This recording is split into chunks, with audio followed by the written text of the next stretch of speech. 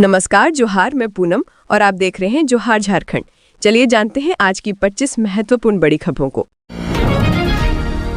झारखंड की महिलाओं को सरकार का तोहफा, खातों में भेजे मैया सम्मान योजना के 2500 रुपए। दुर्गा पूजा के शुभ अवसर पर राज्य सरकार ने झारखंड की महिलाओं को विशेष उपहार स्वरूप मुख्यमंत्री मैया सम्मान योजना की सितंबर माह की किस्त जारी कर दी है। इस योजना के तहत रांची जिले की कुल 3,87,584 महिलाओं के बैंक खातों में आधार बेस्ड डायरेक्ट बेनिफिट ट्रांसफर के जरिए 2500 रुपए प्रति लाभुक की दर से कुल 96,79,60,000 रुपए का भुगतान किया गया। इस मामले की जानकारी देते हुए रांची डिस्ट्रिक्ट कलेक्टर मंजुनाथ भजंत्री ने कहा कि मुख्यमंत्री मैया सम्मान योजना महिलाओं के सशक्तिकरण की दिशा में एक महत्वपूर्ण कदम है।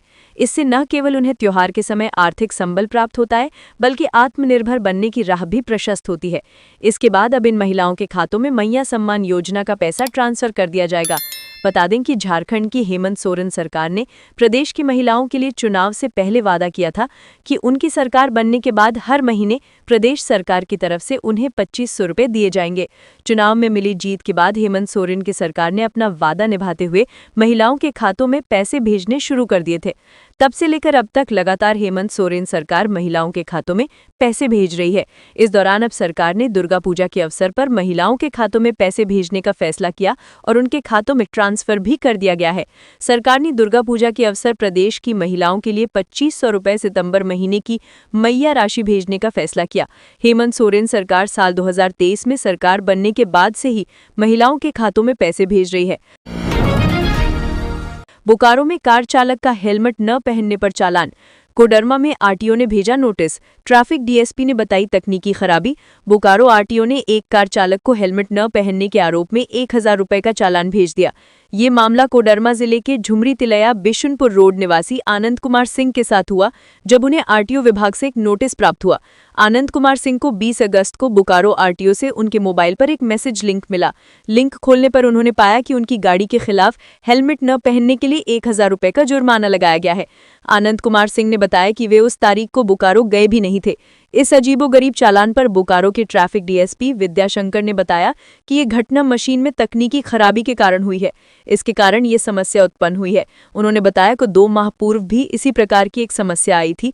उन्होंने कहा कि सड़क सुरक्षा समिति को इस समस्या से अवगत करा दिया गया है। जल्द ही समस्या का समाधान हो जाएगा। घाटशिला उपचुनाव के रणभूमि में 2,55,000 मतदाता चुनेंगे अपना नया विधायक। अंतिम सूची जारी। घाटशिला विधानसभा उपचुनाव की उल्टी गिनती शुरू हो गई है। इसे लेकर निर्वाचन आयोग ने कमर कस ली है और अब इस चुनावी रणभूमि में 2,55,823 मतदाता अपने नए विधायक का फैसला सुनाएंगे। सोमवार को जिला निर्वाचन अधिकारी सह पूर्वी सिंहभूम के डीसी कर्ण सत्यार्थी ने मतदाता सूची की अंतिम सूची जारी कर दी।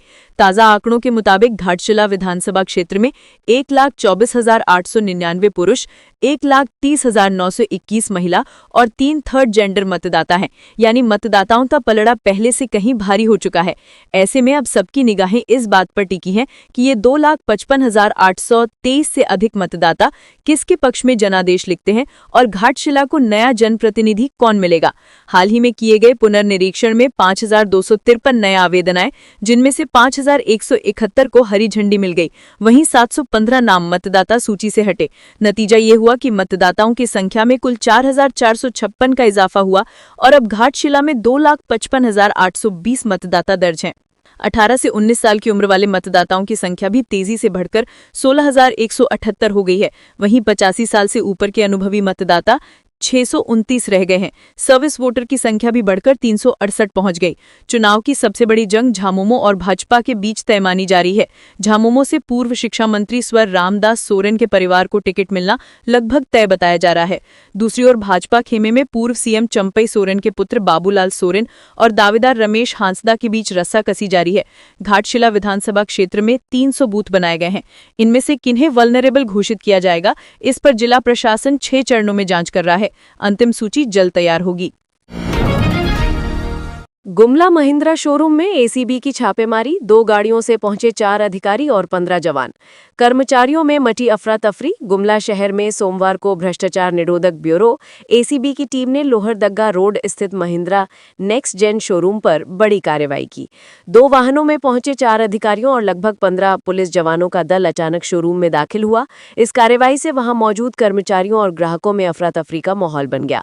टीम ने पहुंचते ही शोरूम की गहन जांच शुरू कर दी। दस्तावेजों के साथ कंप्यूटर सिस्टम, रजिस्टर और अन्य महत्वपूर्ण फाइलों को खंगालना शुरू कर दिया। अचानक हुई इस कार्रवाई से पूरा शोरूम सकते में आ गया।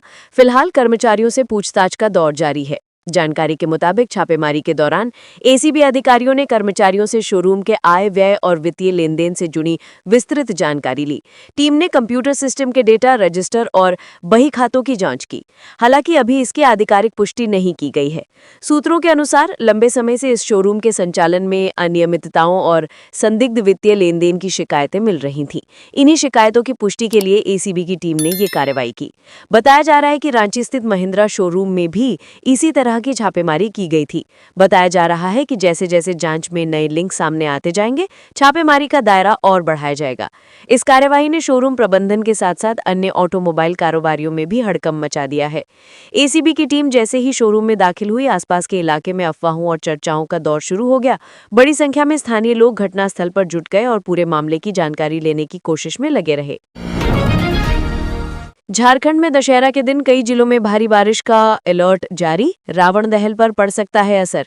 श्रद्धालु नवरात्र धूमधाम से मना रहे हैं। पंडालों के पट खुल चुके हैं। तमाम शहर मेले से गुलजार हैं, लेकिन रह रहकर हो रही बारिश इस खुशी में खलल डाल रही है। झारखंड में इस साल खूब बारिश हुई है। 30 सितंबर और 1 सितंबर को भी कहीं कहीं हल्की बारिश के साथ वज्रपात की आशंका जताई गई है। खास बात है कि लोग अब मन बना चुके हैं कि बारिश से छुटकारा नहीं मिलने वाला है। लिहाजा छतरी और रेनकोट लेकर लोग नवरात्रि के मेले का लुत्फ उठाने निकल रहे हैं। राहत की बात है कि नवमी तक कहीं भी भारी बारिश की संभावना नहीं है। नवरात्रि के बाद दशहरा का खास महत्व रहता है। इस दिन पूजा समितियों की ओर से जगह जगह रावण दहन का आयोजन कराया जाता है। रांची के मोरहाबादी मैदान और अरगोड़ा चौक ग्राउंड में रावण दहन के लिए खुद मुख्यमंत्री पहुंचते हैं।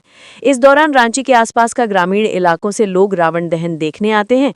बृहस्पतिवार की वजह से इस दिन मूर्ति विसर्जन की संभावना नहीं है, लेकिन मौसम केंद्र के मुताबिक दशहरे के दिन कुछ जिले ऐसे हैं जहां भारी बारिश की संभावना है। इनमें देवघर, दुमका, गिरिडीह, गोड्डा, जामताड़ा, पाकुड़ और साहिबगंज जिले शामिल हैं। इसके अलावा राज्य में कहीं कहीं 30-40 किलोमीटर प्रति घंटा की रफ्तार से हवा का झोंका चलने और वज्रपात की संभावना है। इसी तरह दशहरे के अगले दिन यानी 3 अक्टूबर को उत्तर पूर्वी और निकटवर्ती उत्तरी मध्य भागों में भारी बारिश की संभावना जताई गई है। इसी तरह 4 अक्टूबर को भी उत्तर पूर्वी भागों में भारी बारिश के आसार है। झारखंड के 8 जिलों में बनेंगे एक ही भवन में 4 थाने, खर्च होंगे 155 करोड़। झारखंड के 8 जिलों में 155 करोड़ की लागत से एक ही भवन में 4 थाने का निर्माण होगा।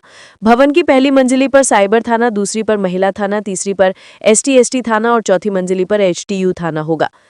झारखंड पुलिस हाउसिंग द्वारा धनबाद, देवघर, चतरा, जमशेदपुर, पलामू, हजारीबाग, गिरिडीह और गढ़वा जिले में इन थानों का निर्माण कराया जाएगा। इस संबंध में गृह, कारा एवं आपदा प्रबंधन विभाग ने स्वीकृति प्रदान कर दी है। डीजीपी अनुराग गुप्ता ने इंटीग्रेटेड थाना भवन के निर्माण के लिए ये योजना तैयार की है। इसके क्रियान्वयन की जिम्मेदारी उन्होंने IG प्रोविजन पंकज कंबोज को सौंपी है। पुलिस मुख्यालय की ओर से इस योजना को पूरा कराने के लिए दिसंबर 2024 में विभिन्न जिलों के SP के साथ वीडियो कॉन्फ्रेंसिंग के माध्यम से बैठक भी की गई थी। इसमें SP से जमीन की उपलब्धता के आधार पर थाना निर्माण के लिए पुलिस मुख्यालय को प्रस्ताव तैयार कर भेजने को कहा गया था। थाना भवन में महिला पुलिस कर्मियों के रहने के लिए अलग से बैरक की व्यवस्था होगी। इसके साथ ही यहां महिला पुलिस पदाधिकारी और कर्मियों के लिए अलग से सुविधा होगी। अलग अलग थाना के निर्माण से जहां एक और अधिक भूमि की आवश्यकता होगी, वहीं निर्माण पर अधिक खर्च भी होगा। वहीं दूसरी तरफ एक जगह पर सभी थाना होने से लोगों को सहूलियत भी होगी। अमन साहू गैंग की कमान अब राहुल दुबे के हाथों में। झारखंड के कुख्यात अमन साहू गैंग ने रविवार को एक प्रेस रिलीज जारी करके घोषणा की है कि गैंग की कमान और संचालन अब से राहुल दुबे यानी जयशंकर दुबे संभालेंगे। ये प्रेस रिलीज कथित तौर पर अमन साहू की मौत के बाद जारी की गई है। रिलीज में गैंग ने अमन साहू की मौत को फर्जी एनकाउंटर बताया और दावा किया है कि उन्हें साजिश के तहत मारा गया है। रिलीज में कहा गया है कि पूरा अमन साहू गैंग अपने बॉस की आत्मा की शांति के लिए प्रार्थना करता है। गैंग से जुड़े सभी लोगों और अमन साहू से निजी तौर पर जुड़े लोगों को ये आश्वासन दिया गया है कि उन्हें किसी प्रकार की चिंता नहीं करनी है। रिलीज में कहा गया है कि गैंग को अपने भाई बॉस अमन साहू पर गर्व है, जिन्होंने जीते जी बुरे तंत्र को हिला रखा था। प्रेस रिलीज में यह भी दावा किया गया है कि विरोधियों को पूरे सिस्टम का मालिक होने के बावजूद अमन साहू को साजिश रचकर मारना पड़ा, जो ये साबित करने के लिए काफी है कि अमन साहू हिम्मत और साहस के प्रतीक थे। स्कूलों में बदलेगी मूल्यांकन व्यवस्था, 10वीं 12वीं की प्री बोर्ड परीक्षा भी होगी। झारखंड के सरकारी स्कूलों में पहली से 12वीं कक्षा तक के छात्रों के मूल्यांकन की व्यवस्था बदलेगी। राज्य सरकार नई शिक्षा नीति के तहत ये बदलाव कर रही है। स्कूली शिक्षा एवं साक्षरता विभाग के इस प्रस्ताव पर मुख्यमंत्री हेमंत सोरेन ने मंजूरी दे दी है। नई व्यवस्था के तहत पहली से 9वीं और 11वीं के छात्रों की अर्धवार्षिक और वार्षिक परीक्षा होगी। 10वीं और 12वीं के अर्धवार्षिक के साथ प्री बोर्ड परीक्षा भी ली जाएगी। ये परीक्षा झारखंड शैक्षिक अनुसंधान एवं प्रशिक्षण परिषद JCERT और झारखंड शिक्षा परियोजना परिषद संयुक्त रूप से लेगी। प्रश्न पत्र JCERT तैयार करेगा। 10वीं और 12वीं की बोर्ड परीक्षाएं पहले की तरह झारखंड एकेडमिक काउंसिल जैक लेगी। 10वीं 12वीं की प्री बोर्ड परीक्षा को छोड़कर शेष परीक्षाओं के लिए रिपोर्ट कार्ड का प्रारूप JCERT तैयार करेगा। प्रश्न पत्र बहुविकल्पीय, अति लघु उत्तरीय और दीर्घ उत्तरीय होंगे। CM उत्कृष्ट विद्यालय के छात्रों के लिए सभी विषयों के प्रश्न पत्र हिंदी और अंग्रेजी दोनों में होंगे। इसी तरह इंग्लिश मीडियम वाले मॉडल स्कूलों के लिए भी हिंदी और अंग्रेजी में प्रश्न पत्र होंगे। भाषा विषय के प्रश्न उसी भाषा में होंगे। ये मूल्यांकन स्कूल और संकुल स्तर पर होगा। पहली और दूसरी कक्षा के विद्यार्थियों की अर्धवार्षिक और वार्षिक परीक्षा मौखिक होगी। इसके लिए स्कूलों को प्रश्न पत्र ऑनलाइन उपलब्ध कराए जाएंगे। शिक्षक सवाल पूछेंगे और बच्चे मौखिक जवाब देंगे। उत्तर पुस्तिका की जरूरत नहीं होगी। तीसरी से 7वीं तक की अर्धवार्षिक और वार्षिक परीक्षा लिखित होगी। वहीं 8वीं से 12वीं तक अर्धवार्षिक परीक्षा भी होगी। राज्य सरकार के नियंत्रण वाले सभी स्कूल, सरकारी, गैर सरकारी, सहायता प्राप्त अल्पसंख्यक विद्यालय, मॉडल स्कूल, मुख्यमंत्री उत्कृष्ट विद्यालय, कस्तूरबा गांधी बालिका विद्यालय, नेताजी सुभाष चंद्र बोस आवासीय विद्यालय और झारखंड बालिका आवासीय विद्यालय। बहरागोड़ा में 2 ट्रकों की भिड़ंत, एक चालक की मौत, दूसरे की हालत नाजुक। बहरागोड़ा प्रखंड के बरसौल थाना क्षेत्र स्थित NH 49 पर 2 ट्रकों की जबरदस्त भिड़ंत हो गई। इस हादसे में एक ट्रक चालक की मौके पर ही मौत हो गई, जबकि दूसरा गंभीर रूप से घायल हो गया। उसे अस्पताल में भर्ती कराया गया है, जहां उसकी हालत नाजुक बताई जा रही है। मृतक की पहचान मालुआ गांव निवासी कान्हू चरण साव के रूप में हुई है। वहीं घायल ट्रक चालक सनातन मुर्मू चदनासोल गांव का निवासी है। मिली जानकारी के अनुसार कान्हू चरण साव बगल के गांव से ट्रक में धान लोड करके पश्चिम बंगाल की तरफ जा रहा था। तभी विपरीत दिशा से आ रहे एक ट्रक से उसकी भिड़ंत हो गई। घटना की सूचना पाकर पुलिस मौके पर पहुंची और दोनों घायल चालकों को पेट्रोलिंग वाहन से सामुदायिक स्वास्थ्य केंद्र बहरागोड़ा ले गई, जहां चिकित्सक ने जांच के बाद कान्हू 38 वर्षीय चरण साव को मृत घोषित कर दिया। वहीं 33 वर्षीय सनातन मुर्मू को प्राथमिक उपचार के बाद बेहतर इलाज के लिए PRM medical college Baripada refer कर दिया गया। उधर सोमवार को पुलिस ने शव को अपने कब्जे में लेकर पोस्टमार्टम के लिए घाटशिला भेज दिया। साथ ही दोनों ट्रकों को अपने कब्जे में लेकर आगे की जांच और कार्रवाई में जुट गई। घटना की सूचना मिलने के बाद गांव में मातम पसर गया है। परिजनों व ग्रामीणों का भी रो रो कर बुरा हाल हो गया है। धनबाद के भूतगढ़िया में आपसी विवाद में हुई चाकूबाजी, एक की मौत, एक घायल। झरिया के बोरागढ़ थाना क्षेत्र स्थित भूतगढ़िया भुइयां बस्ती में रविवार देर रात आपसी विवाद में चाकूबाजी हुई, जिसमें एक 22 वर्षीय युवक गणेश भुइयां की मौत हो गई, जबकि एक अन्य व्यक्ति गंभीर रूप से घायल हो गया। जानकारी के अनुसार बस्ताकोला के चांदमारी निवासी गणेश भुइयां अपने ससुराल भूतगढ़िया बस्ती में रह रहा था। रविवार की रात किसी बात को लेकर उसकी एक व्यक्ति से बहस हुई। विवाद इतना बढ़ गया कि बात हाथापाई और फिर चाकूबाजी तक पहुंच गई। इस हमले में गणेश और उनके एक मित्र गंभीर रूप से घायल हो गए। घायलों को पहले पास के टाटा अस्पताल ले जाया गया, जहां से उन्हें धनबाद के SNMMCH अस्पताल रेफर कर दिया गया। SNMMCH अस्पताल पहुंचने पर डॉक्टरों ने गणेश को मृत घोषित कर दिया, जबकि दूसरे घायल युवक का इलाज जारी है। अंडर कंस्ट्रक्शन बिल्डिंग में गार्ड की संदिग्ध मौत। धनबाद के मैमको मोड़ में 7 महीने से कर रहे थे काम। परिजन बोले ये सामान्य मौत नहीं। धनबाद के बरवा अड्डा थाना क्षेत्र में सोमवार को एक अंडर कंस्ट्रक्शन बिल्डिंग में तैनात 49 वर्षीय गार्ड अजय कुमार दास की संदिग्ध परिस्थितियों में मौत हो गई। अजय दास पिछले 7 महीने से मैमको मोड़ स्थित गोल्डन होंडा सर्विस सेंटर के सामने बन रही इमारत में सुरक्षा गार्ड के रूप में काम कर रहे थे। वो वहीं रहकर ड्यूटी करते थे। परिजनों के मुताबिक बीती रात अजय में पत्नी से फोन पर बातचीत की थी, लेकिन सुबह से उनका संपर्क नहीं हो पा रहा था। करीब 5 बजे एक परिजन मौके पर पहुंचे तो वो चौकी से नीचे जमीन पर गिरे मिले। उनके शरीर पर गमछा लिपटा था और कोई हरकत नहीं थी। अस्पताल ले जाने पर डॉक्टरों ने उन्हें मृत घोषित कर दिया। मृतक के भाई विजय कुमार दास ने अजय की हत्या का आरोप लगाया है। उनका कहना है कि मृतक के गुप्तांग से खून बह रहा था, कान के पास गंभीर चोट थी, पैर पर भी घाव के निशान थे। परिवार का मानना है कि अजय की सामान्य मौत नहीं हुई, बल्कि उनकी हत्या की गई है। परिजनों ने पुलिस से इस मामले की निष्पक्ष जांच की मांग की है। घटना की जानकारी मिलने पर पूरे परिवार में कोहराम मच गया। मनरेगा योजनाओं में पारदर्शिता लाएगा युक्त धारा पोर्टल। बोकारो सहित पूरे झारखंड बिहार को होगा लाभ। बोकारो से लेकर बिहार और झारखंड के सभी जिलों में मनरेगा एवं ग्रामीण विकास की योजनाओं में अब गड़बड़ी और फर्जीवाड़े की कोई गुंजाइश नहीं रहेगी। भारत सरकार ने युक्त धारा पोर्टल के रूप में एक ऐसा डिजिटल प्लेटफॉर्म विकसित किया है जहां सभी योजनाओं का रिकॉर्ड ऑनलाइन उपलब्ध होगा। इस पोर्टल में हर योजना का जियो टैगिंग किया जाएगा, जिससे ये साफ साफ पता चलेगा कि किस पंचायत में कौन सा कार्य पहले से हो चुका है और कहां नई योजनाओं की आवश्यकता है। अब तक ग्रामीण क्षेत्रों में अक्सर एक ही स्थान पर बार बार योजनाएं चला दी जाती थीं, लेकिन इस पोर्टल से दोहराव पर पूरी तरह रोक लगेगी। बोकारो जिले की पंचायतों में भी इस प्रक्रिया की शुरुआत हो चुकी है, जिससे पारदर्शिता और जवाबदेही दोनों बढ़ेगी। इस पोर्टल पर पंचायत स्तर पर उपलब्ध सभी सरकारी, गैर सरकारी संसाधन जैसे तालाब, विद्यालय, पंचायत भवन, खेल का मैदान, कूप आदि का पूरा ब्यौरा रहेगा। ग्रामीण विकास मंत्रालय और इसरो ने संयुक्त रूप से इस पोर्टल को तैयार किया है। पंचायत स्तर पर प्रशिक्षण देकर इसे लागू किया जा रहा है ताकि स्थानीय प्रतिनिधि और अधिकारी सही तरीके से इसका उपयोग कर सके। बोकारो के अलावा गिरिडीह, धनबाद, कोडरमा और बिहार के सीमावर्ती जिलों में भी इसका लाभ मिलना शुरू हो गया है। अब गांव का कोई भी व्यक्ति ऑनलाइन ये देख सकेगा कि उसकी पंचायत में कौन से कार्य पूरे हो चुके हैं और आगे कौन सी योजनाएं प्रस्तावित हैं। ग्रामीणों के इस भागीदारी से योजनाओं पर नजर रखना आसान होगा और भ्रष्टाचार पर भी अंकुश लगेगा। खासकर बिहार और झारखंड जैसे राज्यों में जहां मनरेगा कार्यों पर अक्सर गड़बड़ी और कागजी योजनाओं के आरोप लगते रहे हैं, युक्त धारा पारदर्शिता और विश्वास बढ़ाने में मील का पत्थर साबित होगा। बाबूलाल मरांडी ने कहा, झारखंड में म्यूटेशन के नाम पर हो रही लाखों की वसूली, मोटी कमीशन पहुंचने पर भी मुख्यमंत्री भी चुप। झारखंड में जमीन के म्यूटेशन की प्रक्रिया में व्याप्त भ्रष्टाचार को लेकर सियासत गर्मा गई है। भारतीय जनता पार्टी के प्रदेश अध्यक्ष एवं पूर्व मुख्यमंत्री बाबूलाल मरांडी ने मुख्यमंत्री हेमंत सोरेन पर तीखा हमला बोला है। मरांडी ने आरोप लगाया है कि झारखंड के अंचल कार्यालयों में म्यूटेशन के नाम पर खुलेआम लाखों की वसूली हो रही है और चतरा का वाक्य तो महज एक उदाहरण है। उन्होंने गंभीर आरोप लगाते हुए कहा है कि आजकल पोस्टिंग के लिए लगाई जाने वाली बोली में उपायुक्त से ज्यादा रेट अंचलाधिकारी यानी सीओ का हो गया है। इसी कारण के लिए प्रति डिसमिल रेट से घूस लेने वाले सरकारी बाबू अब जमीन में हिस्सा लेने लगे हैं।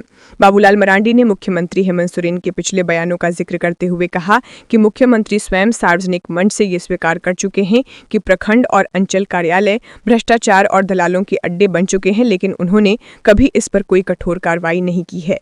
मरांडी ने संदेह जताते हुए पूछा कि क्या मुख्यमंत्री राज्य भर के अंचल कार्यालयों से उनके आवास तक पहुंचने वाली मोटी कमीशन और पोस्टिंग में मोटी रकम वसूली की वजह से चुप रहते हैं। बाबूलाल मरांडी ने मुख्यमंत्री हेमंत सोरेन से कड़े शब्दों में मांग की है, खुलेआम भ्रष्टाचार का तांडव कर रहे अंचल अधिकारियों पर कार्रवाई करें, म्यूटेशन के लंबित लाखों मामलों का शीघ्र निस्तारण सुनिश्चित कराएं। ये जरूर सुनिश्चित करें कि म्यूटेशन के लिए घूस या जमीन में हिस्सेदारी न दे सकने वालों को अनावश्यक विलंब और दौड़ा कर परेशान नहीं किया जाए।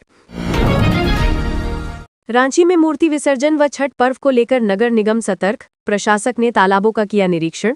दुर्गा पूजा के बाद होने वाले मूर्ति विसर्जन और आने वाले छठ महापर्व की तैयारियों को लेकर रांची नगर निगम ने कमर कस ली है।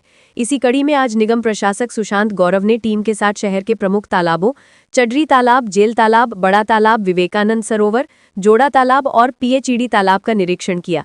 निरीक्षण के दौरान उन्होंने साफ सफाई, लाइटिंग, सुरक्षा और तालाबों के सौंदर्यीकरण को लेकर जरूरी निर्देश दिए। प्रशासक सुशांत गौरव ने कहा कि निगम का मकसद श्रद्धालुओं को सुरक्षित और साफ सुथरा माहौल देना है। उन्होंने भरोसा दिलाया कि इस बार भी पूजा समितियों के सहयोग से परंपरा के साथ साथ सफाई और पर्यावरण का पूरा ध्यान रखा जाएगा। निरीक्षण के समय अपर प्रशासक संजय कुमार, उप प्रशासक गौतम प्रसाद साहू और निगम की इंजीनियरिंग और विद्युत शाखा की टीम मौजूद रही। कल्पना सोरेन पहुंची गांडे। पूजा अर्चना के बाद गिरिडीह परिसदन में सुनी लोगों की समस्याएं। गांडे विधायक कल्पना सोरेन सोमवार 29 सितंबर को गांडे पहुंची, जहां उन्होंने क्षेत्र के विभिन्न कार्यक्रमों में हिस्सा लिया और स्थानीय लोगों से मुलाकात की। विधायक कल्पना सोरेन ने पहले तो गांडे क्षेत्र के विभिन्न पूजा पंडालों में पहुंचकर मां दुर्गा का आशीर्वाद लिया। इस अवसर पर उन्होंने सभी क्षेत्रवासियों और राज्यवासियों के लिए सुख, शांति और समृद्धि की कामना की। उन्होंने इस दौरान लोगों को दुर्गा पूजा की शुभकामनाएं भी दी। पूजा पंडालों में दर्शन करने के बाद कल्पना सोरेन गिरिडीह परिसदन पहुंची, जहां वे स्थानीय आमजनों से भेंट की। इस दौरान बड़ी संख्या में लोगों ने उनसे मिलकर अपनी समस्याएं साझा की, जिसके बाद विधायक ने लोगों की समस्याओं और शिकायतों को तत्काल संज्ञान में लिया और समाधान सुनिश्चित करने के उद्देश्य से संबंधित अधिकारियों को आवश्यक दिशा निर्देश भी जारी किए। रांची जिला प्रशासन ने संभाली कमांड। रात भर प्रमुख दुर्गा पूजा पंडालों व चौक चौराहों का किया निरीक्षण। दुर्गा पूजा के मौके पर रांची जिला प्रशासन और पुलिस ने सुरक्षा की पूरी जिम्मेदारी अपने हाथों में ले ली है। उपायुक्त सह जिला दंडाधिकारी मंजुनाथ भजंत्री और एसएसपी राकेश रंजन ने रविवार को रात भर बाइक से शहर के प्रमुख दुर्गा पूजा पंडालों और चौक चौराहों का निरीक्षण किया। इनमें बकरी Bazar, Albert Ekka Chowk, OCC club, Bangla school, Harmu Chowk, Booti Mor, Rajasthan मित्र मंडल, सत्य अमरलोक, हरमू और चर्च रोड शामिल है। इस दौरान डीसी और एसएसपी ने पुलिस जवानों को कई जरूरी निर्देश दिए। उन्होंने लगातार निगरानी करने और किसी भी संदिग्ध गतिविधि पर तुरंत कार्रवाई करने को कहा। निरीक्षण के दौरान एडीजी विधि व्यवस्था राजेश्वर नाथ आलोक, सदर एसडीओ उत्कर्ष कुमार, सिटी एसपी पारस राणा, डीएसपी और थाना प्रभारी भी मौजूद रहे। मंजुनाथ भजंत्री ने कहा कि सभी श्रद्धालु सुरक्षित और शांतिपूर्ण माहौल में पूजा का आनंद लें, हमारा यही लक्ष्य है। एसएसपी राकेश रंजन ने कहा कि शहर में सुरक्षा के कड़े इंतजाम किए गए हैं और टीमें 24 घंटे निगरानी कर रही हैं। एचईसी में वेतन असमानता पर भड़के सप्लाई कर्मी, काम बंद कर जताया विरोध। एचईसी प्रबंधन द्वारा सप्लाई कर्मियों को मात्र 15 दिनों का वेतन भुगतान और अस्थायी कर्मियों को 1 माह का वेतन देने को लेकर कर्मियों में आक्रोश बढ़ता जा रहा है। सप्लाई कर्मियों ने एचईसी के 2 प्लांट एफएफपी और एचएमबीपी के कई शॉप में विरोध स्वरूप सांकेतिक रूप से काम बंद कर दिया। वहीं कर्मियों ने प्रबंधन के खिलाफ नारेबाजी भी की। कर्मियों का कहना है कि प्रबंधन अस्थायी और सप्लाई कर्मियों के बीच भेदभाव कर रहा है। यही कारण है कि अस्थायी कर्मियों को बकाया वेतन में से 1 माह का भुगतान किया गया, जबकि सप्लाई कर्मियों को केवल 15 दिनों का वेतन दिया गया, वो भी 1 दिन की देरी से। जबकि प्रबंधन बार बार कहता है कि सप्लाई कर्मी एचईसी के उत्पादन की रीढ़ है। वहीं एचईसी सप्लाई संघर्ष समिति की बैठक सोमवार को एफएफपी शेड में होगी, जिसमें आगे की रणनीति की घोषणा की जाएगी। मन की बात में पीएम मोदी ने रांची के आशीष को सराहा, आदिवासी ब्रांड को बना दिया ग्लोबल। प्रधानमंत्री नरेंद्र मोदी ने मन की बात कार्यक्रम में रांची के फैशन डिजाइनर आशीष सत्यव्रत साहू के काम की सराहना की। खादी वाला डिजाइनर नाम से प्रसिद्ध आशीष अपने अनोखे उत्पादों से फैशन वर्ल्ड को चकित कर रहे हैं। पीएम मोदी ने कहा, आशीष ने जोहार ग्राम ब्रांड के जरिए आदिवासी बुनाई और परिधानों को ग्लोबल राम तक पहुंचाया है। उनके प्रयासों से आज झारखंड की सांस्कृतिक धरोहर को दूसरे देशों के लोग भी जानने लगे हैं। आशीष जोहार ग्राम स्टार्टअप के जरिए झारखंड के पारंपरिक परिधानों जैसे पड़ियां, खुखना, बिरू, बिंदना, माय, साड़ी, बेतरा आदि पर काम कर रहे हैं। दुनिया भर में झारखंड के कपड़े खरीदे जा रहे हैं, जिससे यहाँ के कारीगरों को लाभ हो रहा है। खादी को लेकर शुरू से काम कर रहे हैं, इसलिए उन्हें खादी वाला डिजाइनर नाम से जाना जाता है। रांची के मेन रोड निवासी आशीष की बचपन से ही फाइन आर्ट में रुचि थी। संत जेवियर से इंटर करने के बाद उन्होंने निफ्ट गांधीनगर से फैशन डिजाइनिंग का कोर्स किया। पढ़ाई के दौरान उन्होंने फैशन वर्ल्ड को समझा। देश के कई डिजाइन कॉन्टेस्ट के विनर रहे। वे फैशन डिजाइन इंडिया कॉन्टेस्ट भी जीत चुके हैं। डीएलएफ एम्पोरियो डिजाइन कॉन्टेस्ट में भाग लिया, जहां विजेता बने। भारत की जानी मानी फैशन डिजाइनर ऋतु कुमार के असिस्टेंट डिजाइनर के तौर पर काम भी कर चुके हैं। देवघर में दुर्गोत्सव के दौरान आपात स्थिति से निपटने के लिए तैयार स्वास्थ्य विभाग। बर्न वार्ड में भी विशेष तैयारी। दुर्गा पूजा और दशहरा के पावन अवसर पर देवघर की गलियां और चौक चौराहे आस्था और श्रद्धा से सराबोर हैं। वहीं प्रशासनिक स्तर पर सुरक्षा एवं स्वास्थ्य व्यवस्था को लेकर भी कमर कस ली गई है।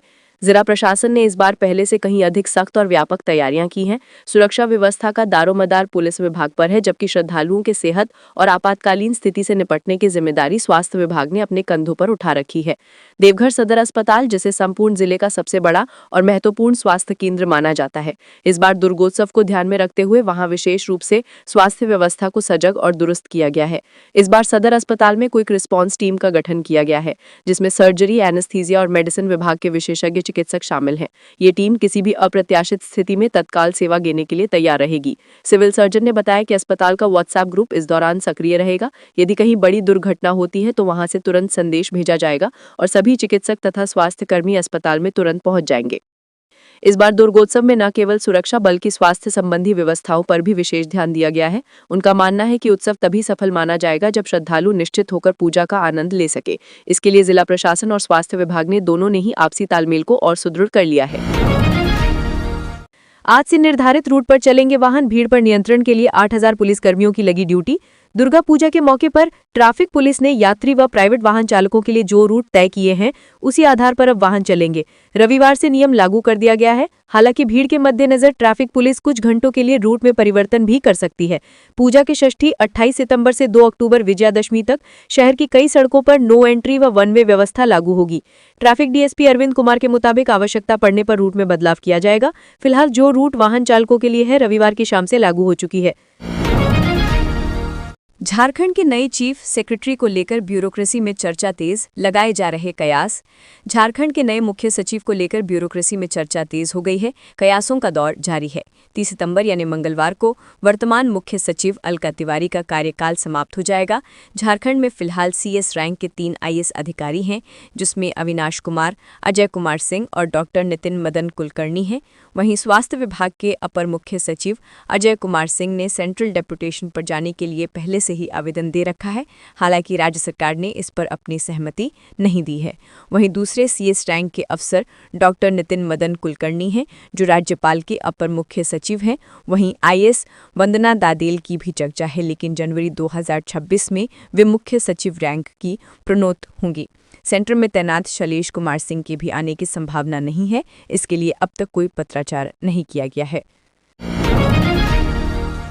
धनबाद में रसोई में मिला 9 फीट लंबा अजगर, इलाके में मचा हड़कंप। धनबाद जिले के झरिया अंतर्गत बस्ताकोला क्षेत्र में सोमवार सुबह उस वक्त अफरा तफरी मच गई जब एक घर की रसोई में करीब 9 फीट लंबा अजगर दिखाई दिया। ये अजगर श्याम रवानी के घर की रसोई में मिला जब उनकी बेटी सुबह पानी लेने वहां गई थी। सांप को देखते ही वो घबरा गए और चीखते हुए बाहर भागी। उसकी आवाज सुनकर परिजन और मोहल्ले के लोग मौके पर जमा हो गए। घटना की जानकारी मिलते ही स्थानीय समाजसेवी रिंकू शर्मा ने स्थिति की गंभीरता को समझते हुए स्नेक कैचर मंतोष कुमार और झरिया पुलिस को सूचित किया। कुछ देर में मंतोष कुमार मौके पर पहुंचे और सावधानीपूर्वक अजगर को सुरक्षित रूप से पकड़ लिया। स्नेक कैचर मंतोष कुमार ने बताया कि ये सांप पाइथन प्रजाति का है और इसकी लंबाई करीब 8 से 9 फीट है। उन्होंने बताया कि अजगर को वन विभाग के सुपुर्द किया जाएगा या फिर किसी सुरक्षित जंगल में छोड़ा जाएगा जहां ये प्राकृतिक रूप से रह सके।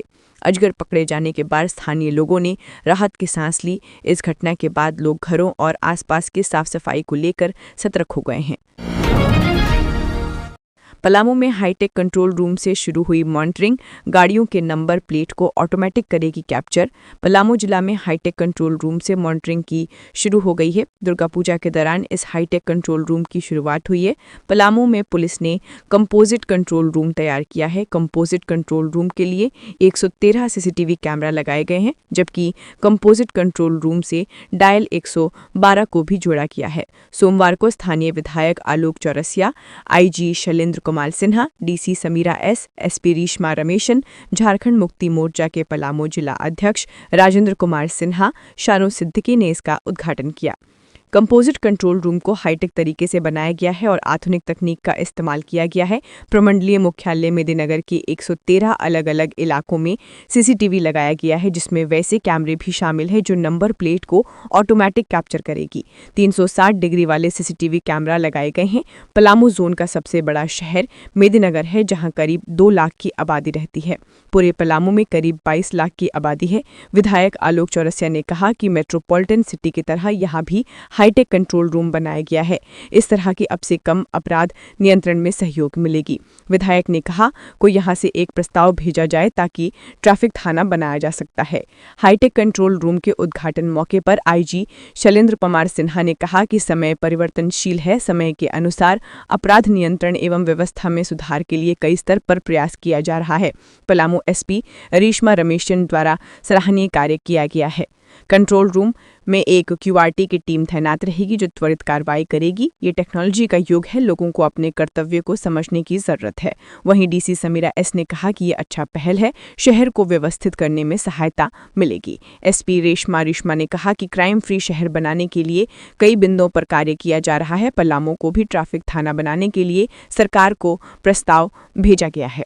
तो ये थी आज की झारखंड की महत्वपूर्ण बड़ी खबरें। अगर आप इसी तरह झारखंड के हर छोटी से बड़ी खबर की जानकारी पाना चाहते हैं तो आप हमारे चैनल को सब्सक्राइब करके रखें। तो हमें दीजिए इजाजत, फिर मिलते हैं अगली न्यूज़ में। धन्यवाद।